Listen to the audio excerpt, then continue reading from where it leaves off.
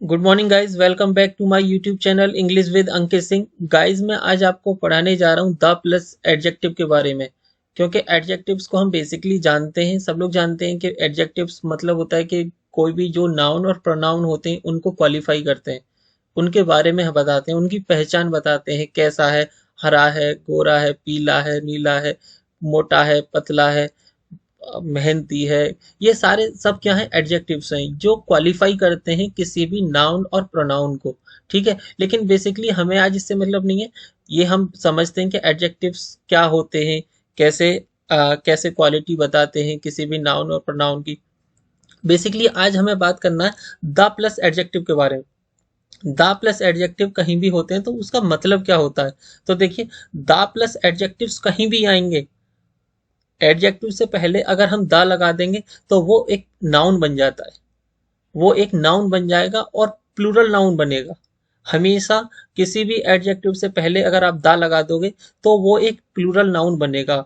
और जाहिर सी बात है, जो नाउन बनेगा इसका मतलब ये है कि वो सब्जेक्ट भी बन सकता है।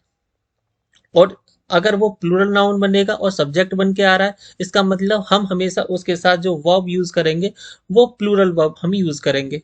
जैसे द प्लस एडजेक्टिव हमारा क्या बन गया, यहाँ पे प्लूरल नाउन। ठीक है, और हम द प्लस एडजेक्टिव अगर ये वर्ब हमारा सब्जेक्ट के तौर पे अगर बन के आएगा तो हम हमेशा उसके साथ वर्ब यूज करेंगे, वो करेंगे प्लूरल वर्ब हमेशा। ठीक है, आगे बात करते हैं। अब द प्लस एडजेक्टिव का मतलब क्या होता है, क्या मतलब है द प्लस एडजेक्टिव का। एडजेक्टिव, द प्लस एडजेक्टिव का मतलब होता है basically adjective plus people.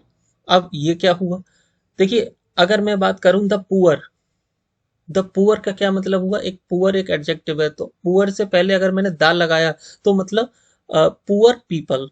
Adjective क्या हो गया इसमें, पुअर, तो पुअर पीपल, पुअर पीपल।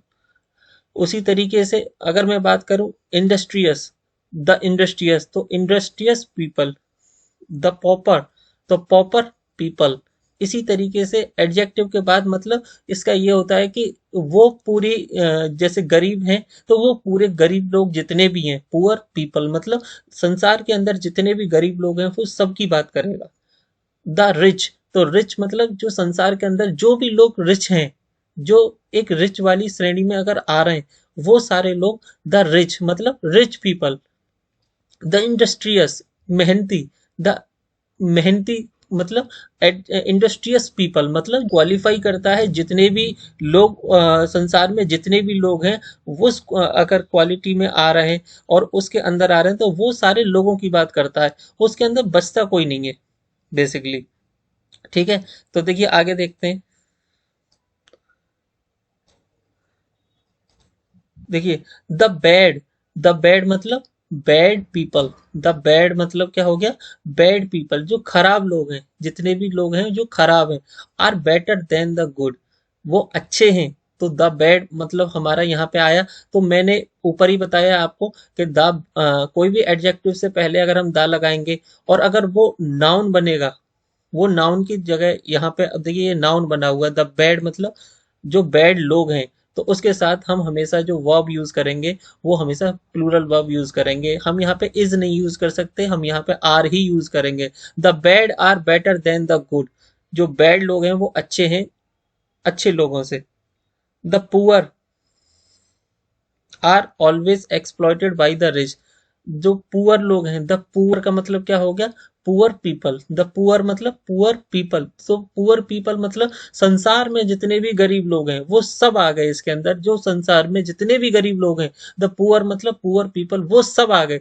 तो जाहिर सी बात है जब इतने सारे लोग आ गए तो प्लूरल वर्ब भी इनके साथ यूज होगी। तो द पुअर मतलब यहाँ पे ये जो बन गया हमारा, ये नाउन बन गया, प्लूरल नाउन बन गया, और प्लूरल नाउन के साथ हमारी जो वर्ब आएगी वो हमेशा प्लूरल आएगी। यहाँ पे आर ही आएगा, the poor are always exploited by the rich, जो गरीब लोग हैं उनका शोषण किया गया है किसके द्वारा, जो रिच।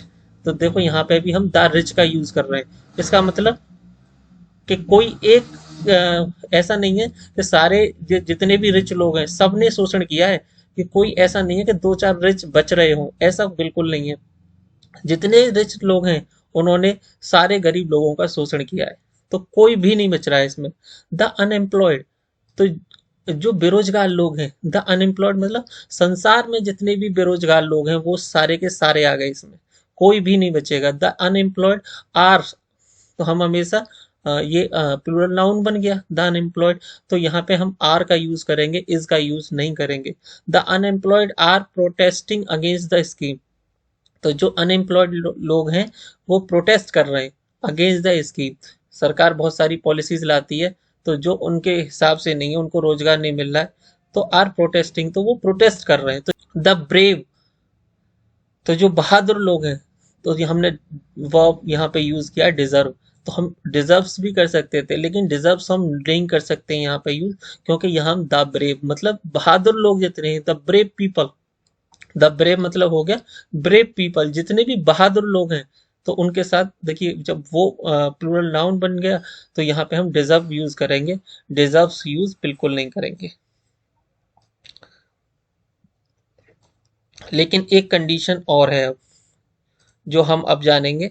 देखिए यहाँ पे जो है यूज करेंगे, जैसे कि ए एन द, अगर किसी भी एडजेक्टिव से पहले, जैसे हम द यूज कर रहे हैं, तो यहाँ भी हम द यूज कर रहे हैं, तो ए एन द अगर किसी भी एडजेक्टिव से पहले आता है और उसके बाद अगर नाउन है, कंडीशन ये है कि उसके बाद नाउन होना चाहिए, तो जो वर्ब होगी हमारी, जो हमारी वर्ब होगी, उस पे द का कोई मतलब नहीं होगा, हमारा नाउन के अकॉर्डिंग ही ये वर्ब होगी।